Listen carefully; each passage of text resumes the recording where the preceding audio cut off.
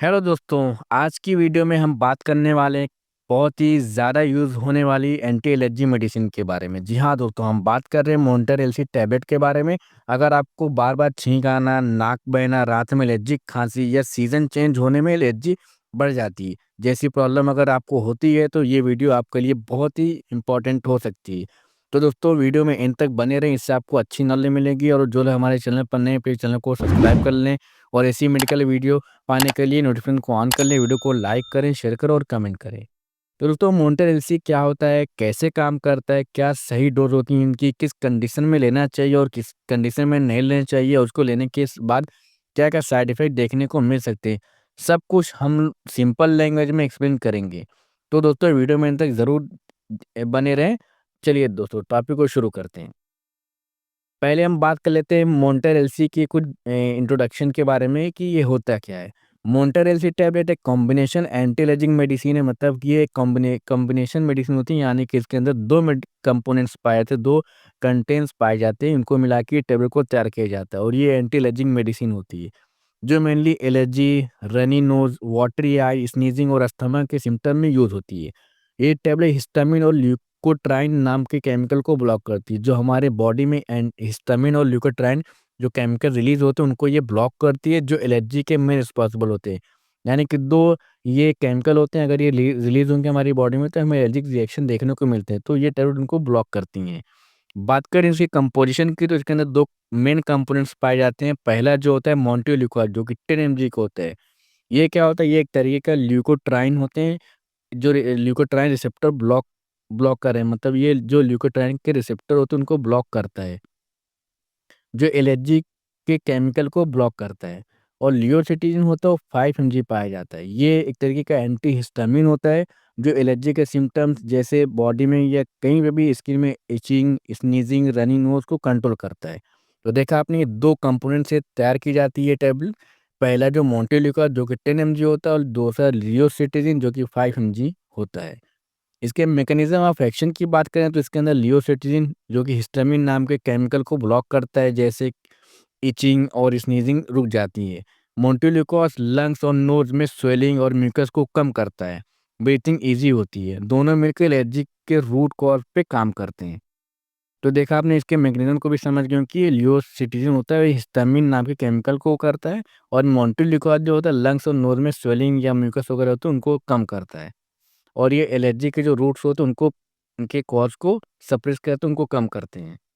बात करें इसके यूजेज़ और इंडिकेशन की कि इस टैबलेट का इस्तेमाल कहाँ-कहाँ पे और किन-किन कंडीशंस में इंडिकेशंस इसके क्या-क्या हैं, कब-कब इसको इस्तेमाल करना चाहिए। तो ये टैबलेट कई तरह के एलर्जी कंडीशन में यूज़ होते हैं, जैसे कि सीज़नल एलर्जी हुई, जैसे कि पॉलन एलर्जी, डस्ट या धूल-मिट्टी वगैरह से होती है या फिर किसी पेड़-पौधे से होती है, किसी को मौसमी एलर्जी।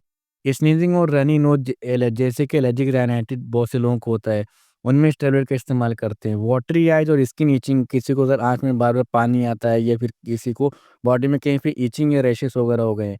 अस्थमा के माइल्ड सिम्पटम्स में, अगर किसी को अस्थमा की प्रॉब्लम है, उसको कुछ अभी शुरुआती जो सिम्पटम दिखते हैं उसमें इस टैबलेट का इस्तेमाल करते हैं। क्रोनिक अर्टिकेरिया जैसे कि एलर्जिक रैशेस हो जाते हैं बॉडी में, कभी-कभी देखा होगा आपने, चकत्ते वगैरह पड़ जाते हैं। इसके हम आम भाषा अपने मेडिकल टर्म में अर्टिकेरिया के नाम से जानते हैं। Night time coughing due to allergy, अगर किसी को बहुत रात में बहुत ही ज़्यादा खाँसी आती है किसी एलर्जी की वजह से, तो उस कंडीशन में इस टैबलेट का इस्तेमाल करते हैं। अब बात करें इसके डोजेज़ की, इसको कैसे लेते हैं, तो हमेशा डॉक्टर की सलाह पे ही लें। मतलब कोई भी मेडिसिन आप यूट्यूब वगैरह से देखकर कहीं से भी सेल्फ मेडिकेशन नहीं करें। उसके लेने के बाद आपको बहुत सारे साइड इफ़ेक्ट मिलेंगे, आपके किडनी और लीवर ये दोनों भी फेल हो सकते हैं। तो कोई भी मेडिसिन आप बिना डॉक्टर की सलाह के नहीं लें। तो एडल्ट जो डोज़ होता है वो यूजुअली 1 टैबलेट होता है। ये डिपेंड करता है अभी कंडीशन में, जो कि कितने टैबलेट लेनी है आपको, सुबह शाम लेना है या फिर रात को लेना है, ये डॉक्टर डिसाइड करेंगे। आपकी कंडीशन और सिचुएशन को देख के। तो जो एक्चुअली नॉर्मल जो डोज़ होता है, 1 टैबलेट रात में 1 बार खाने के बाद लेना होता है, यानी कि इसको खाली पेट नहीं, खाना खाने के बाद ही लेते हैं। बात करें बच्चों की, बच्चों के लिए अलग सिरप फॉर्म में ये कॉम्बिनेशन मिलते हैं, जैसे कि सिरप मोंटेर एलसी किड हो गया है। डॉक्टर के एडवाइस के बिना डोज़ ना बढ़ाएँ, ना ही स्किप करें। बात कुछ इम्पोर्टेंट बारे में बात करते हैं, जैसे कि टैबलेट को पूरा पानी के साथ निगलनी है। एम्प्टी स्टमक नहीं लेना चाहिए, डेली एक ही फिक्स टाइम पे लें ताकि प्रॉपर इफ़ेक्ट मिले।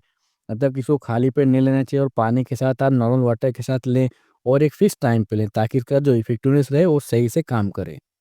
बात करते हैं इसके साइड इफ़ेक्ट की कि इसको लेने के बाद क्या-क्या साइड इफ़ेक्ट्स देखने को मिल सकते हैं। तो इसको लेने के बाद जैसे कि नींद आना, बहुत ही ज़्यादा स्लीपीनेस लगेगा, ये सबसे बड़ा साइड इफ़ेक्ट होता है।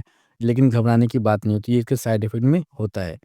तो उससे हेडेक हो सकता है कभी-कभार, नोज़िया या वोमिटिंग हो सकती है, डिज़नेस बहुत ज़्यादा लेज़ीनेस या डिज़नेस वगैरह देखने को मिल सकती है, ड्राइनेस ऑफ माउथ हो सकता है, माइल्ड स्टमक पेन हो सकता है और रियरली जो होता है मूड चेंजेस, मतलब कभी-कभी मूड चेंजेस वगैरह देखने को मिल सकते हैं, इरिटेबिलिटी या रैशेज़, अगर ऐसा कुछ हो तो फ़ौरन डॉक्टर से कॉन्टैक्ट करें। अब बात करें दोस्तों इसके प्रिकॉशंस की कि हमें क्या-क्या सावधानियाँ रखनी चाहिए। तो अल्कोहल के साथ ना लें, नींद और कन्फ्यूज़न बढ़ सकता है। अगर आप अल्कोहल के साथ अगर कोई पेशेंट लेता है कि उसने अल्कोहल इनटेक के उसके साथ लेगा तो उसकी नींद और जो कन्फ्यूज़न रहेगी वो बढ़ सकती है। टैबलेट लेने के बाद ड्राइविंग अवॉइड करें क्योंकि इससे नींद आती है, झपकी आती है, इसलिए वो आपके लिए घातक साबित हो सकती हैं। प्रेगनेंसी और ब्रेस्ट फीडिंग में डॉक्टर की सलाह बहुत ही ज़रूरी होती है। चिल्ड्रन में डोज़ अलग होती हैं, सेल्फ मेडिकेशन ना करें। अस्थमा के सीवियर केसेज़ में इन्हेलर कंटिन्यू रखें, मतलब अगर कोई लेता है तो इसके साथ-साथ इन्हेलर भी ज़रूरी हो तो डॉक्टर आपको एडवाइस करेंगे। अब दोस्तों बात करते हैं इस टैबलेट के बारे में, कुछ मिथ और उनकी रियलिटी के बारे में, यानी कुछ सच्चाई उनकी अफ़वाह के बारे में। पहला जो अफ़वाह है, बात करते हैं कि मोंटेर एलसी से एलर्जी परमानेंटली क्योर हो जाती है, यानी कि ख़त्म हो जाती है। इसकी जो सच्चाई है, ये टैबलेट एलर्जी के सिम्पटम्स को कंट्रोल करती है, परमानेंट क्योर नहीं करती है। दूसरा जो मिथ है, मोंटेर एलसी लेने से आदत लग जाती है, हैबिट फॉर्मिंग होती है, मतलब इसके लेने के बाद आपको ऐसा लगेगा कि जो अफ़वाह है कि हाँ, इसको लेने के बाद आदत पड़ सकती है, इंसान उसका एडिक्शन हो सकता है, तो ये बिल्कुल गलत है। ये नॉन हैबिट फॉर्मिंग मेडिसिन है, रेगुलर यूज़ पे भी एडिक्शन नहीं होती है, लेकिन आप ज़्यादा लेंगे तो उसके आपको सीवियर साइड इफ़ेक्ट देखने को मिलेंगे, इसलिए सेल्फ मेडिकेशन नहीं करें, जितना डॉक्टर आपको एडवाइस करते हैं, उतना ही लें। उसके बाद अगला जो मिथ है, ये सिर्फ़ कोल्ड और स्नीज़िंग के लिए होती है, तो नहीं, ये अस्थमा, डस्ट एलर्जी और स्किन से जुड़ी बहुत सारी एलर्जी में इस टैबलेट का इस्तेमाल करते हैं। अगला जो हमारा मिथ है अगला जो हमारा मिथ है, मोंटर एलसी लेने के बाद नींद नहीं आती है। तो इसकी जो सच्चाई है, इसमें लियोसिटीज़िन होता है जिससे थोड़ी नींद या ड्राउज़ीनेस आ सकती है। उसके बाद अगला जो हमारा मिथ है, इस मेडिसिन को बिना डॉक्टर के डेली ले सकते हैं। तो ये बिल्कुल ही गलत है, ये कॉम्बिनेशन ड्रग है, हमेशा डॉक्टर के प्रिस्क्रिप्शन के साथ ही लेना चाहिए।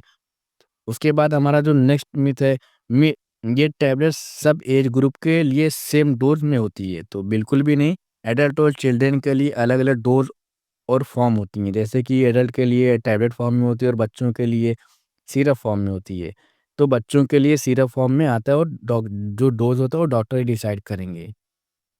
तो दोस्तों यहाँ पे हमारा वीडियो खत्म होता है, अब हम मिलेंगे नए वीडियो में नए टॉपिक के साथ। दोस्तों वीडियो अगर आपको अच्छा लगा तो हमारे चैनल को सब्सक्राइब कर लें, वीडियो को लाइक करें और भी लोगों को शेयर करें और कमेंट करें। तो दोस्तों मिलते हैं हम नई वीडियो में नए टॉपिक के साथ। थैंक यू दोस्तों।